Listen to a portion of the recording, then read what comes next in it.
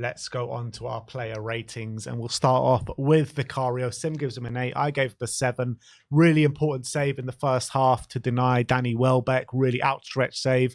There are a couple of moments playing out the back, which was a bit dodgy from Vicario, but I think everything that he had to do in terms of goalkeeping, I think he did really well. Yeah, he made a really good save from Matoma as well in the first half. I think the first half, he obviously made 2 really good saves. I don't think Brighton had a shot on target in the second half, so he didn't have too much to do. I thought the corners, Vinge, I was watching from the corners, and it was interesting that we did decide to act, and Maddison was kind of protecting Vicario a bit. He was blocking off Welbeck, making sure he wasn't kind of impeding him. So I thought he played well. I thought those 2 key saves in the first half really kept in it, stopped him from being 2 and 3. So those were big moments. And then second half, he didn't have too much to do. So don't think he could obviously save the penalty. But I agree with you. His passing out the back wasn't great. There's a couple of occasions he had, played out of play and wasn't the best. But I think the big saves were big moments. So I gave him an 8. In terms of Pedro Porro, we give him a 6 all round for him. I thought he struggled massively with Mitoma yesterday, as not any fullback would, to be honest. That's just the quality of Mitoma, but a lot of chances were coming through him down his side. The one late on with Ansu Fati as well came from Mitoma, getting the better out of Pedro Porro. And I felt like Pedro as well, like him impacting games, getting in the middle of the park, dictating our chances and being a chance creation machine. It's just kind of diminished in his game for the last few weeks.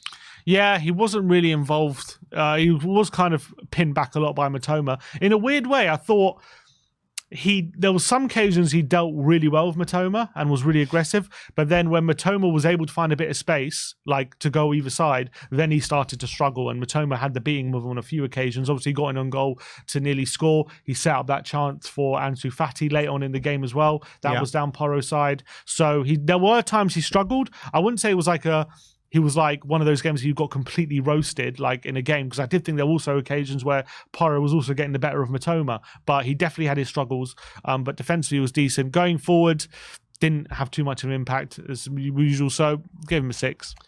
Cuti Romero up next, 8th all round for Cuti. I thought it was a really good display from our captain on the day until Sonny came on. Specifically in the second half, he really grew into the game. He was getting high up the pitch on the halfway line, winning the ball back time and time again, setting us on attacks, getting really high up the pitch as well. Really aggressive Cuti Romero that we love to see. So it was a really good display from Cuti. Yeah, I think I gave him my man of the match. I thought he was brilliant. I thought in the second half, he really stepped up, and he was a big reason why we took control of that second half. He was so aggressive. He wasn't giving Brighton an inch, and he's so brave with his passing. I love how he always looks for a forward pass into a good position, and more often than not, he finds it. I thought he was sweeping some lovely passes out to Werner as well when he was on.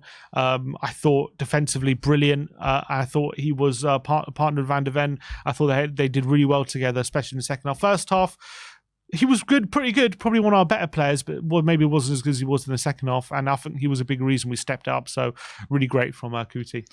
Mickey Van de Ven up next. 7's all round for Mickey. Came under a bit of pressure early doors. Lost that ball in the middle of the park, which set Brighton on the attack. Gave away the penalty as well. Whether you argue it's a penalty or not, he did give the referee a decision to make. And obviously it went and the penalty and we go 1-0 down. But I felt like after that, he did grow into the game, especially when he was in a foot race with anyone.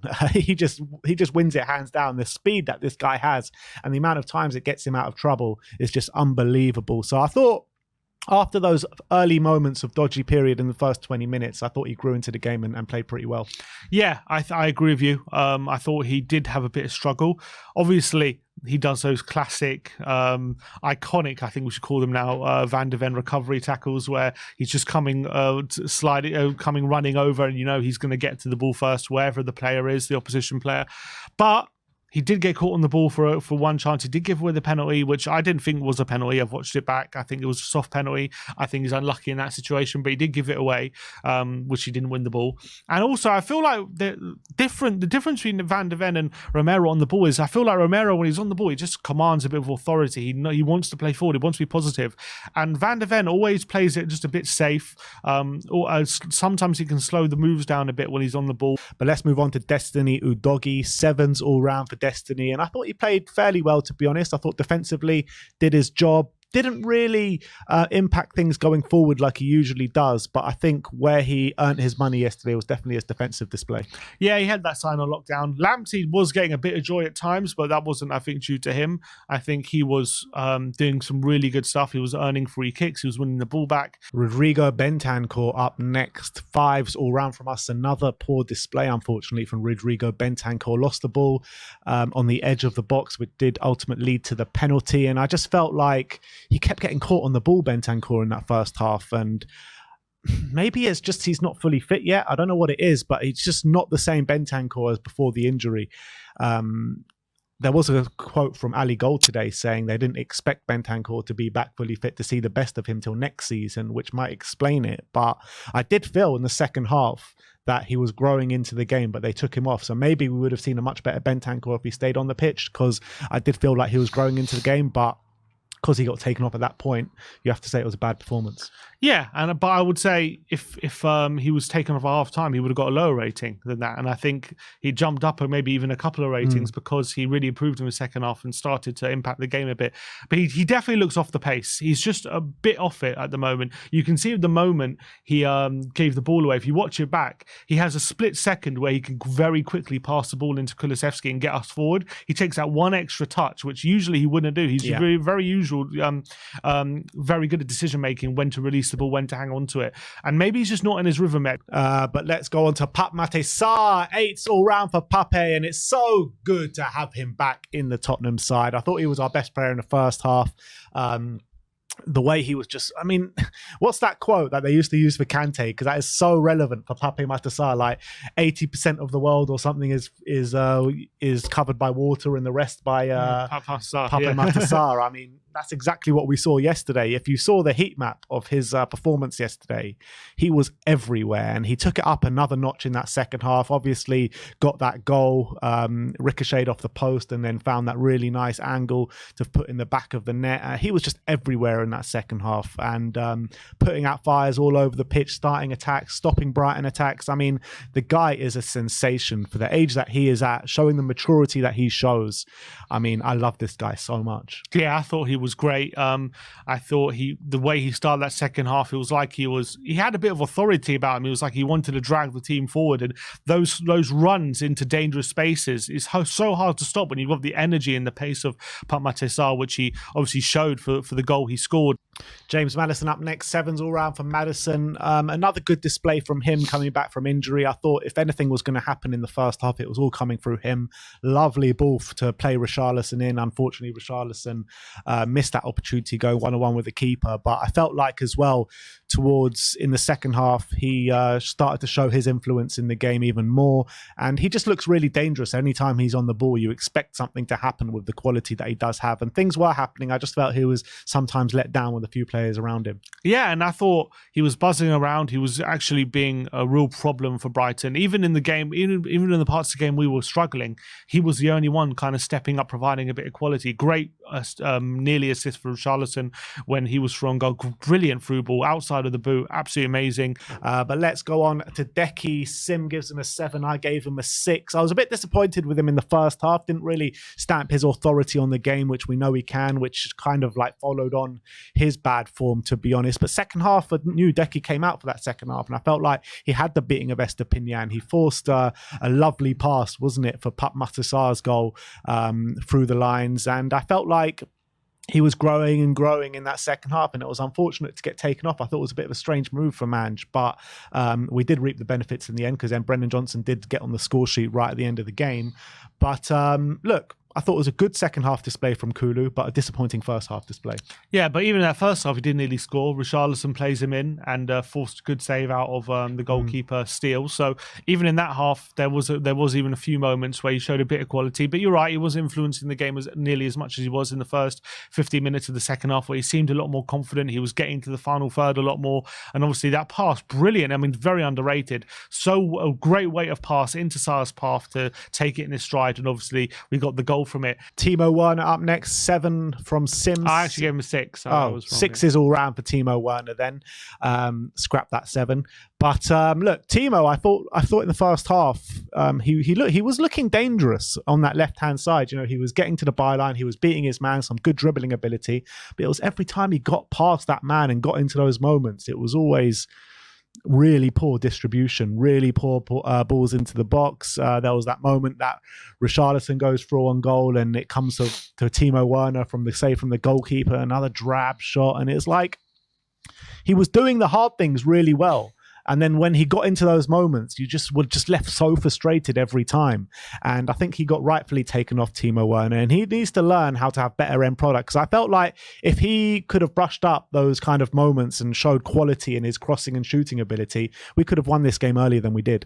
Yeah, and it'll be interesting to see how he performs as like an impact sub potentially going forward, when maybe he's playing more against tired legs rather than fresh defenders. So I think that will probably be his role going forward. With Sonny now back in the team, Richarlison in great form. That's the ultimate thing. Like, it's all very well and good getting up the pitch and beating your man, but once you get into those moments, you have to provide the quality at least once. You know what I mean? He didn't do it once.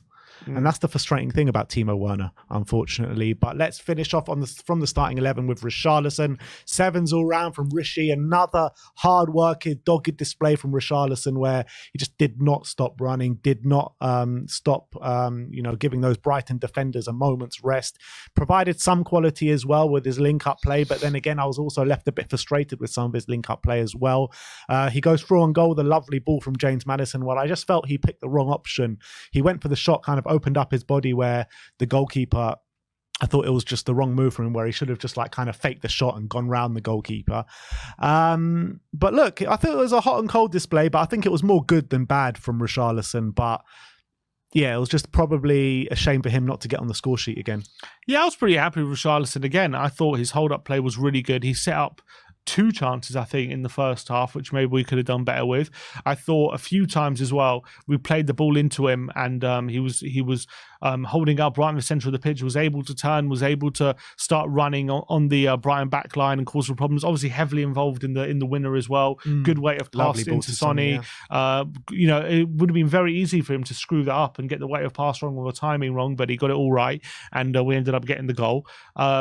I thought, yes, there were a few occasions, especially that moment in the first half where he runs the length of the pitch and he's got Maddison to his left and he's got a bit of space to shoot, and he ends up playing a really weak pass to Maddison and the chance was gone. That maybe he could have done better with, and that one-on-one. But I think in general, another really good display from him, and his overall game again showing its worth. So I'm still pretty happy with Richarlison. I thought it was a positive display. Moving on to the substitutes, we've got 2 players to rate there, and Heung-min Son up first. 8 all round from Sonny. He came on, it seemed like, with a bit of a point to prove after a drab kind of semi-final exit with South Korea. It seemed like an angry Sonny, which I remember saying to you in the stands, and he came up geeing up everyone, looking very passionate on the pitch. And the first moment he came on, he got the ball, beating a few men and darting down that left-hand side of the pitch. But unfortunately, at that moment in time, it kind of coincided with Brighton kind of taking the ascendancy in the game. And then you kind of didn't see Sonny for quite a while. But Sonny does what Sonny does, and he provided the moment of quality. Nice ball from Richarlison, and he puts in basically a ball that Timo Werner was trying to do for pretty much the whole game, and it provided us with that moment of quality. Brennan Johnson at the back post, and it goes and wins us the game. Yeah, I think Ange put it perfectly. A world-class player providing a clutch moment. Might have to start calling him Mr. Clutch soon, because that is exactly what he's all about, Heung-min Son, in those moments, those quality. And I completely agree. Like, when he first came on, he was getting on the ball and he was looking energetic. He was like, okay, and that's what he's going to do. He's going to win us the game. And then Brighton just seemed to take control. So he was a bit out of the game, but he 100%, he was much better than Werner when he did get on the ball. He just showed a lot more quality, bit better decision making, quicker decisions, a bit more quality with his passing as well, which sometimes Werner can frustrate with. And obviously, when the big moment came, it's not an easy pass. There are 2 defenders there in the box, or 3 defenders, which he has to get the perfect ball right into Johnson's path on his, I say a weaker foot. He doesn't really have a weaker foot, but he played an inch perfect ball right into Johnson's path. And yes, Johnson scored the winner, but the goal was pretty much all Son, because all Johnson had to do at that point, yes, it was bobbling a bit, but he just had to tap it into the empty net inside the 6-yard box because of the quality of Heung-min Son. So as much as Johnson scored the winner, Sonny was the match winner pretty much at the end of the day. 100%. Bissouma up next, 7s all round from Biss, and it was so good to see him back on the pitch, so good to see him back in the Spurs shirt, and I felt like he came on with a bit of authority as well in that centre of the park. He was definitely a big presence in there, a lot of interceptions, doing things that, you know, other midfielders weren't doing on the day. And I felt like, you know, with that performance, he has to be playing now, because he didn't do anything spectacular, but what he did do was really effective. Yeah, it didn't seem, we didn't see that like uber confident Bissouma yet still that we saw like the first 10 games where he was like getting on the ball, beating players, just charging through the pitch and opening up space, and it was just so hard to deal with. But what he did do, he just gave us a bit more of a solid base. I thought defensively, he was actually cutting out some really good passing lanes. And then I was looking at the stats, he made 3 interceptions when he came on, which was more than any other player on the pitch throughout the whole 90. So that goes to show what an impact he made. But finally, Brennan Johnson, the match winner, 7s all round for Brennan. And it was actually a shocking display for Brennan Johnson when he came on, to be honest. I was getting my lines ready to absolutely lay into him in the post-match, but he did get in the back post. How many times have we seen Brennan Johnson now arrive late at that back post and just put it into the empty net? I think it's a really good trait of his that he keeps, you know, consistently making those runs. No one else is making those runs, so you got to give him credit for that. But apart from that, I thought he was really poor, to be honest. Every time it came to him, it was bouncing off him. He couldn't make it stick. He couldn't control the ball. When he did, the passes were absolutely shocking. So I thought that moment of him arriving late at the back post was probably the only positive thing that he did do after coming on. But it won us the game. Well, there was a couple of occasions I think there was one occasion Son played him in on the right-hand side and he got a shot off, which was a pretty tame shot right at Steele. But that was a, you know, decent opening for him. He tried to take Estepinian on the same way Decky did, but I felt like he just wasn't able to impact it as much as Decky was down that right-hand side. And there was that one moment, you know, near the end of the game, he dribbles the ball off the pitch after a really good ball from Højbjerg, and you're thinking, oh God, is it going to, you know, is that going to sum up Johnson's cameo? Which, you know, wasn't the best. But as you say, he uses pace in such an effective way when you get to the back post. When you get a run on your defender like that, running, because defenders don't like running towards goal like attackers do. So it's so hard for a defender to stop a run like that at the back post when you're playing it across the face of goal. And the timing of the run, getting on the end of it, and as much as it looks like an easy finish, it was bobbling a bit coming towards him. So he just had to make sure it gets good contact, control it. Obviously, it's an empty net from like 5 yards, so it would have been one of the misses of the season if he does miss it. But it definitely doesn't look as easy as maybe it was with the ball bobbling, but it could easily got that wrong. So made sure to control the finish. But look, that is our player ratings for the 2-1 win against Brighton.